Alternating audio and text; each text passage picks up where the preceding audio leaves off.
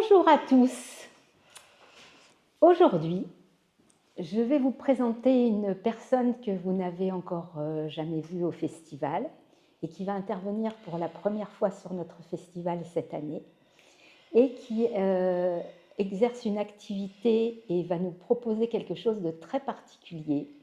C'est un spectacle de fauconnerie que vous aurez donc le samedi 16 mai en tout début de soirée, juste avant notre dîner spectacle. Voilà. Alors, je vous présente Isabelle. Bonjour Isabelle. Bonjour. Alors Isabelle, j'aimerais que en fait, tu nous parles de ton activité, de ce que tu fais avec tes animaux qui sont absolument magnifiques, qu'on a découvert tout à l'heure, et que tu nous expliques un petit peu comment tu les fais travailler, la vie que tu mènes avec eux en fait. Voilà, mais moi je me présente, donc Isabelle, je suis fauconnière, c'est Oui. mon métier, c'est ce que j'ai appris et je suis professionnelle. Donc j'ai une douzaine de rapaces et mes activités vont de la formation, de l'initiation, en passant par l'effarouchement et la présentation publique de manière itinérante. Voilà. Donc la présentation publique, c'est ce que tu vas faire avec Oui. nous, effectivement.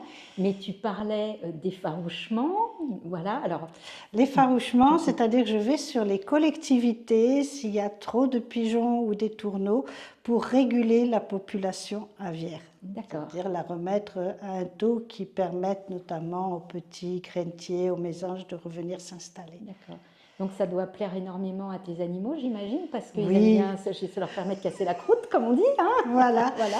Ça fait d'une pierre deux coups. Même si c'est des actions de chasse non terminées, souvent, mais ça nous permet de travailler, eux de voler et de les mettre dans plusieurs situations. Oui, c'est toujours très agréable. Donc effarouchement, présentation publique, et oui. puis Et alors, de la formation, ça peut aller de l'initiation aux personnes qui veulent voir à celui qui veut devenir fauconnier pour la chasse au vol jusqu'à celui qui veut être professionnel. D'accord, donc tu es aussi formatrice. Je suis alors, formatrice. Parle-nous de tes petits pensionnaires, parce que nous, tout à l'heure, on les a vus, tu nous les as présentés. Alors moi, je connaissais déjà Vladimir, parce qu'il se trouve que je sais que tu as animé l'année dernière les journées médiévales de Villeneuve, oui. Villeneuve d'Aveyron, et donc j'y étais allée, donc j'ai vu voler Vladimir, effectivement, Vladimir qui est ton mon hibou grand-duc d'Europe. Voilà. C'est un hibou grand-duc d'Europe qui est né en 2019. Tous ces animaux sont nés en captivité. Et c'est un peu le clou du spectacle, quoi, parce que Vladimir aime beaucoup se montrer. C'est un showman. Voilà, c'est un showman et il ne fait que ce qu'il veut. Donc, on espère, mais bon, il fait toujours quelque chose, mais c'est comme il veut. D'accord. Voilà. C'est chouette. En tout cas, il est magnifique. Oui, il est très gros. C'est un bel oiseau. Oui. Après, je présente aussi le petit faucon pèlerin, qui est l'animal le plus rapide. Souvent, il y a pas, pour le faire voler, il faut beaucoup d'espace, donc c'est souvent en présentation. Mais c'est quand même, pour nous fauconniers, c'est le Graal. C'est la Ferrari, on va dire.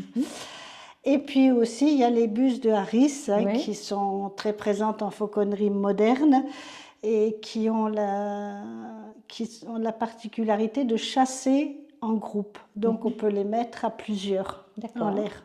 D'accord. Et comme ce sont des animaux qui sont forcément plus sociables du fait de chasser en groupe, je peux arriver à les mettre en ville et dans n'importe quelle situation. Et ils sont habitués, et c'est eux qui vont aussi en effarouchement, donc ils sont habitués au public, ils sont habitués à tout le monde.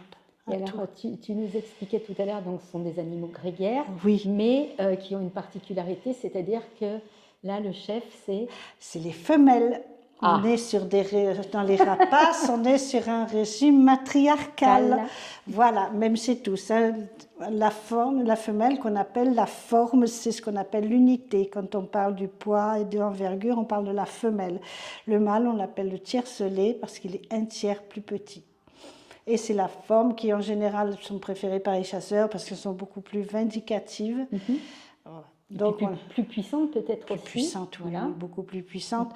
Et puis, bon, beaucoup plus sérieuse et beaucoup moins rigolote.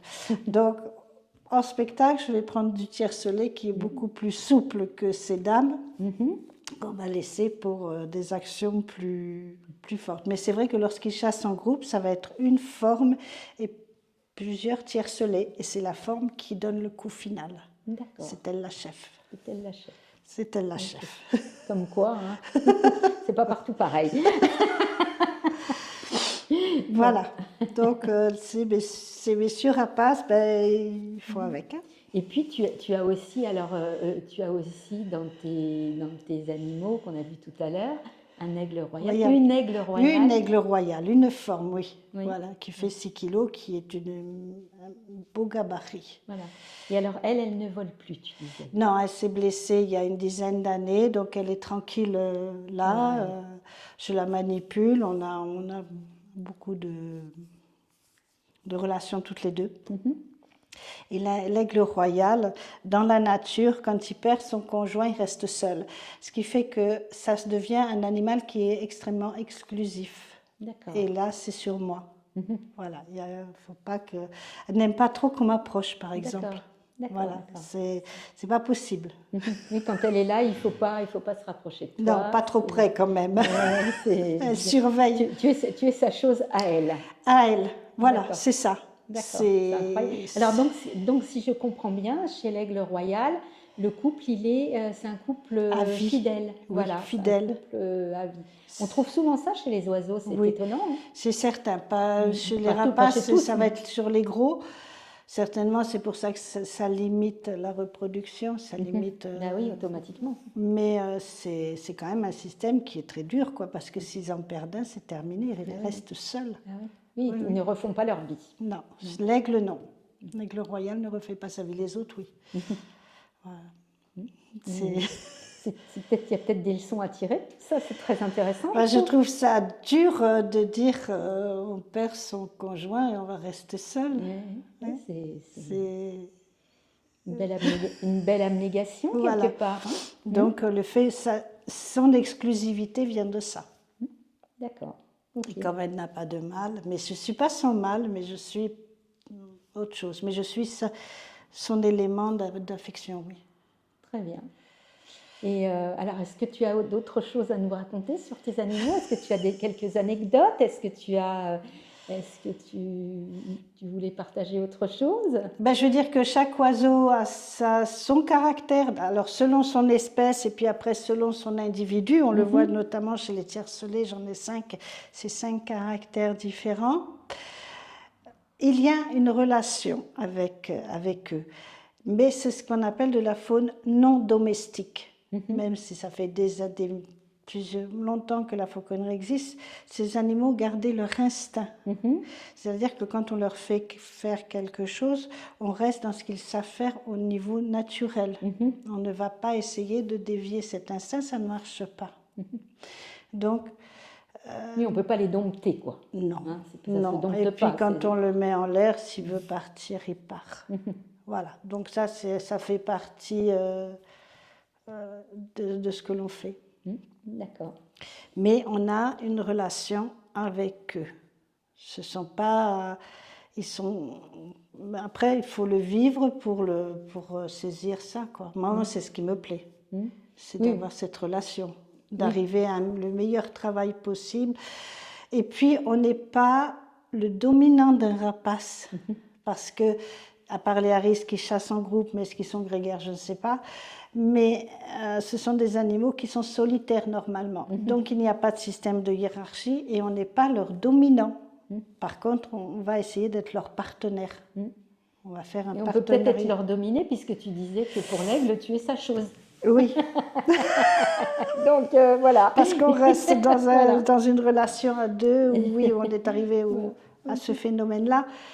Mais voilà, donc on essaye d'établir une relation de respect aussi mutuel. Hein. Je n'ai pas non plus envie de prendre des coups de serre et voilà. Mais on n'est pas dans une relation de dominant. Alors, tu viens de dire quelque chose qui est intéressant et dont on avait parlé la première fois qu'on s'est rencontrés, mais là j'aimerais bien que tu en parles à nos auditeurs. l'arme du rapace, c'est quoi son Ce arme? sont les serres. Voilà. Et par contre, sur le faucon, c'est le bec et les serres. D'accord. Mais que le faucon. Les autres, c'est uniquement les autres, c'est serres. les serres. Voilà. Le bec ne sert qu'à déchiqueter, en fait, Voilà. mais Bon. il n'attaque pas avec non, le bec. c'est avec ça qu'ils attaquent. D'accord. Mais le faucon, lui, fait aussi avec le bec. Oui. Voilà, donc on fait attention. C'est sa particularité. Il faut faire attention où on met les mains. Ça, c'est... Ah oui. Voilà. Il faut faire attention toujours à ça. Il faut toujours se rappeler que ce sont des prédateurs, qu'ils ont donc forcément un comportement qui est lié à la prédation, qu'il faut le respecter. Il faut respecter ce qu'ils sont à l'état naturel, leur instinct, et il faut le comprendre. Alors justement, tu parlais des mains. Donc, évidemment, on va parler de la protection, parce que j'imagine qu'effectivement, tu as beau les aimer et les connaître, tu ne fais pas ça quand même à main nue. Non. Et que tu te protèges effectivement tes mains et tes avant-bras. Voilà, donc on porte un gant. Et en fait, ce gant-là, il est en main gauche pour les droitiers. Voilà. Parce que ce gant va servir à porter l'oiseau. D'accord. Donc ces serres vont porter et qu'il soit aussi à l'aise, lui. Oui. Donc c'est un cuir qui est robuste et qui est assez souple. Et on va pouvoir, ce qu'on appelle le créancé, l'attacher, c'est-à-dire avec léger, pour quand on veut le promener quelque part sans le lâcher. D'accord. Mais après, il faut faire attention à celle-là de main. Oui, j'imagine. Et donc main gauche, parce que cette main sert à porter et les manipulations sont faites de la main droite. D'accord. Avant, on chassait à cheval. Donc on portait l'oiseau main gauche et on gardait la main droite pour les rênes des chevaux. Des chevaux. On travaillait en rêne d'appui. Voilà. Après, on peut très bien, si on est gaucher, faire l'inverse. Mais moi, mes oiseaux, ils sont habitués à venir sur la main gauche. Donc, si on les met à droite, ils vont se dire qu'on s'est encore trompé de main. Oui, c'est ça. Voilà. Et alors, donc, tu les appâtes, j'imagine, avec de la nourriture, toujours. La viande. Toujours. Donc, tu tiens de quelle main alors? De la main gauche? La viande est dans une nourricière à droite. Et après, on les met dans la main, à l'intérieur de la main, là, pour les appeler. Voilà. C'est toujours de la nourriture. Parce qu'un oiseau, il vole pour chasser, il ne vole pas pour le plaisir. Donc, et puis nous, quand on va travailler, on est payé. Donc voilà, c'est un deal. Oui, c'est un deal entre l'animal et le... Et voilà, c'est à la récompense. Alors oui, il y a beaucoup de gens qui se disent, ben oui, il vient pour ça. Oui, il vient pour ça, mais il sait chasser aussi de lui-même, il sait se nourrir. Donc oui. Il n'y a pas que la nourriture comme relation. Non, c'est sûr, parce que sans ça, il pourrait très bien s'en aller, partir et tout. Je vais chasser. Oui, donc il revient quand même. Voilà. Après, c'est vrai que c'est plus facile. Hein. On va jouer la facilité aussi. C'est sûr que c'est plus facile. Là, la viande, elle est toute prête, elle est à portée de main, c'est le cas de le dire. Voilà, s'il pleut, il y a encore à manger. Voilà, il n'y a pas de... donc la vie en captivité dure beaucoup plus longtemps. Ah oui. Elle dure beaucoup plus longtemps en captivité que dans la nature. Il n'y a plus beaucoup de petits gibiers. Pour eux, non. Puis bon, quand il pleut 15 jours, pendant 15 jours, ils ont à manger. Ce n'est pas un problème. Dans la nature, c'est plus 15 jours, ça va être dur d'aller chasser. Oui, c'est vrai. Non, la vie en captivité est plus longue. D'accord. Moi, j'ai encore une question à te poser, Isabelle. Alors, comment es-tu devenue fauconnière? Moi, c'est la fauconnerie qui est arrivée à moi. Je ne l'ai pas choisie, je ne suis pas partie en me disant je serai fauconnière, mais j'ai un mari qui devait se remettre dans une autre profession parce qu'il avait eu un accident et donc il ne pouvait plus exercer. Et donc, il avait appris la fauconnerie en Espagne et donc il m'a appris la fauconnerie. J'ai passé mes certificats de capacité, voilà comment. Mais c'était pour lui au départ, mais je me suis prise au jeu. Ça m'a beaucoup plu, ça m'a passionnée. Donc voilà, je suis rentrée là-dedans. Tu as l'air d'avoir une relation tellement confiante, tellement saine et tellement magnifique avec tes animaux que... En fait, voilà, tout est à sa place finalement. Voilà, c'est ça, c'est ma place, c'est arrivé à moi. Eh bien, écoute, c'est magnifique. Je te félicite parce que c'est très très beau. Et puis merci pour nous proposer ce beau spectacle que tu vas nous faire donc le samedi 16 mai 2026, donc de 19h30 à 20h dans le jardin de la maison de retraite de Cajarc. Voilà, c'est à cet endroit-là que ce spectacle aura lieu. Et donc, on a toute la bénédiction, semble-t-il, de la ville de Cajarc. Eh bien, merci, j'irai, ce sera avec plaisir. Voilà. Eh bien, merci Isabelle, à bientôt. Merci Violette, à bientôt. Au revoir. Au revoir.